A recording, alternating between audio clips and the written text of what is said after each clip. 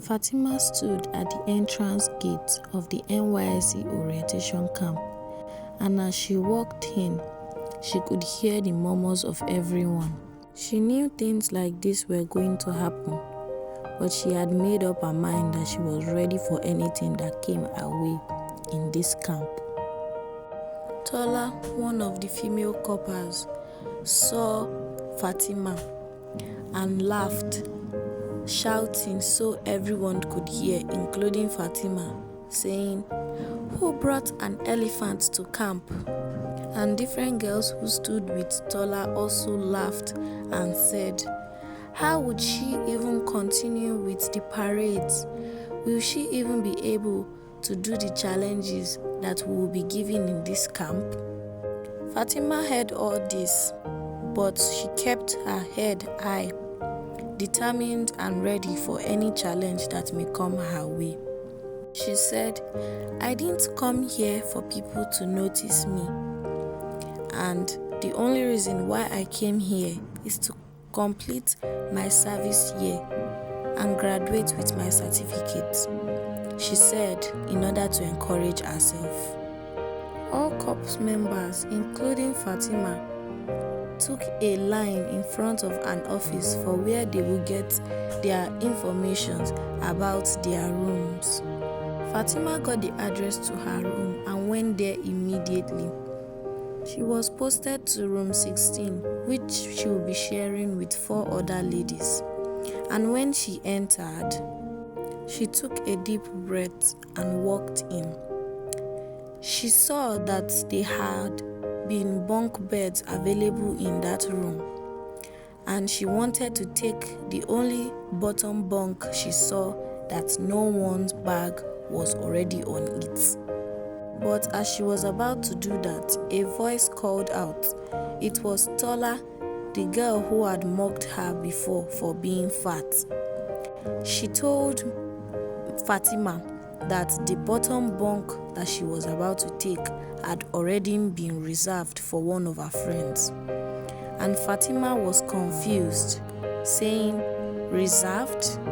I thought bunk bed allocation was supposed to be first come, first served."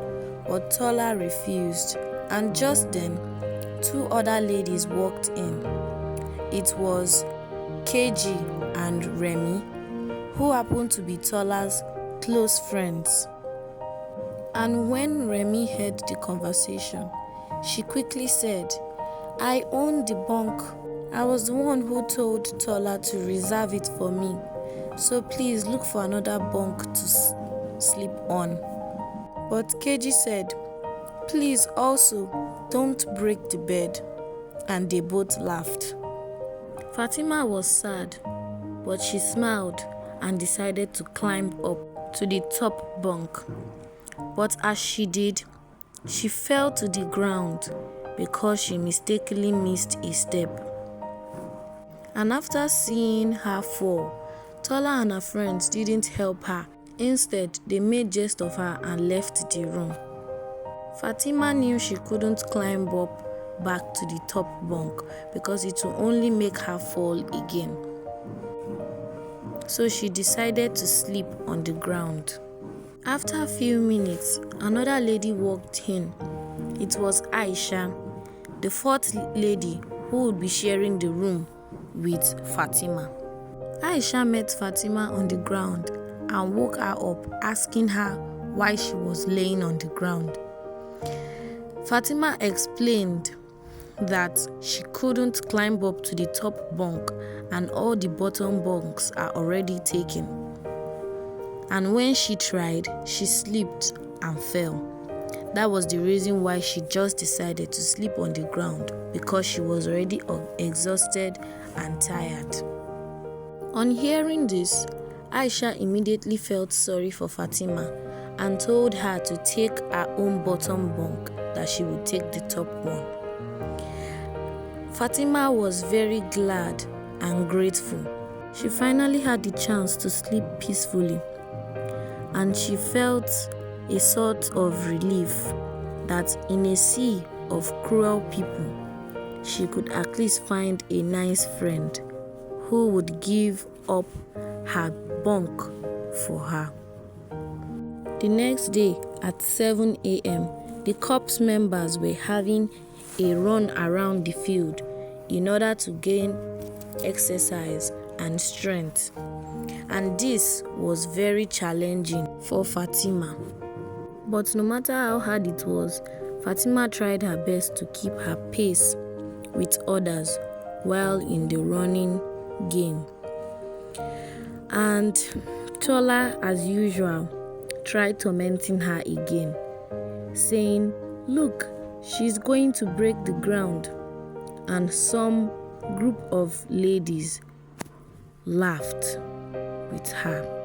The camp's platoon leader saw this and was not happy about the situation because the humiliation that Tola and some girls gave to Fatima made Fatima sit alone and stop the exercise she was doing. The platoon leader apologized to her and encouraged her to get up and continue with the exercise. At night, the camp had a little celebration where corps members were allowed to present whatever they liked or show whatever talent they had. Fatima sat at the back watching everything that was happening, looking sad because she knew even if she tried to showcase whatever talent she had, no one would want to watch her just because of her size. Aisha, her roommate, saw her sitting at the back and decided to go and join her. She saw that Fatima was looking sad and she asked why she was looking sad. Fatima said that she couldn't sit at the front or even in the middle of the gathering because she doesn't want any humiliation or mocking for herself. The one she had gotten during the exercise practice was already enough for her throughout the day. Aisha told Fatima that they were just acting according to what they saw, that Fatima had a special talent or unique talent in her, no matter what, even if she was bigger in size. Fatima dropped tears from her eyes as she heard Aisha's words, and she said, "Thank you so much, Aisha, for treating me like this." Aisha replied, "For treating you like what? Like a human being? Come on, everyone deserves a chance in life, no matter how they look or how they behave." And she added, "I'm only fulfilling my mother's wishes because she told me before she died that I should look for a way to be someone's comfort, that I will get goodness and blessings from it." And Fatima said, "Thank you very much." They both went back to the room after the show ended. After 1 week, the final week of service arrived, and the only thing all corps members could talk about was their posting. Tola bragged that her father worked in a big company, a huge oil and gas company, and the richest in the whole world. And one of her friends asked her, "What oil and gas company are you talking about?" Tola replied, "It is A Square Oil and Gas Company.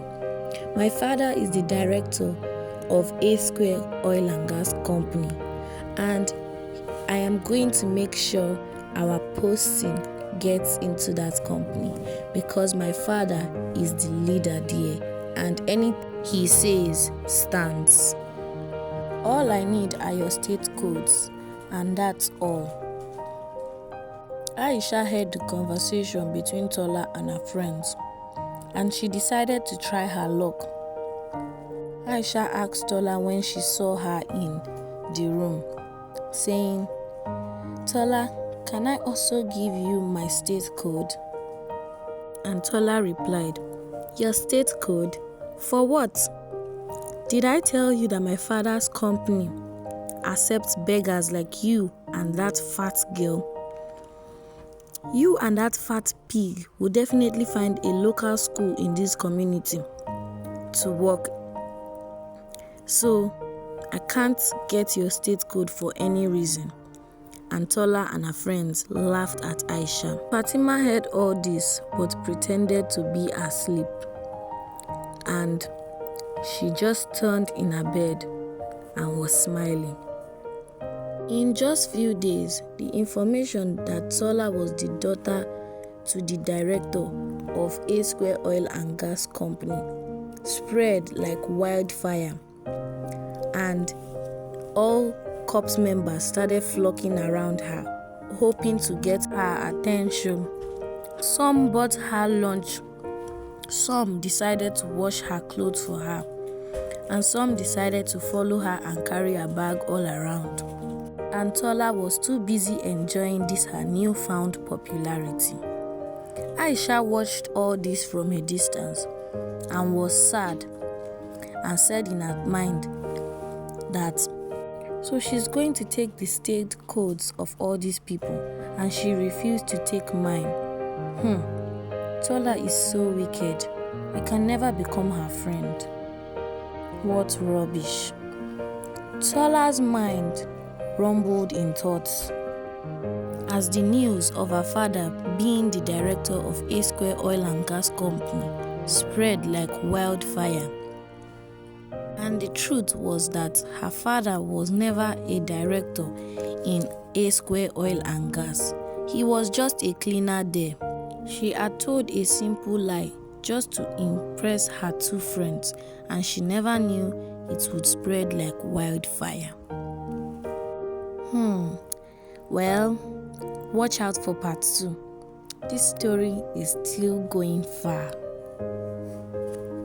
But as usual, don't forget to like, comment, share, and subscribe to my channel.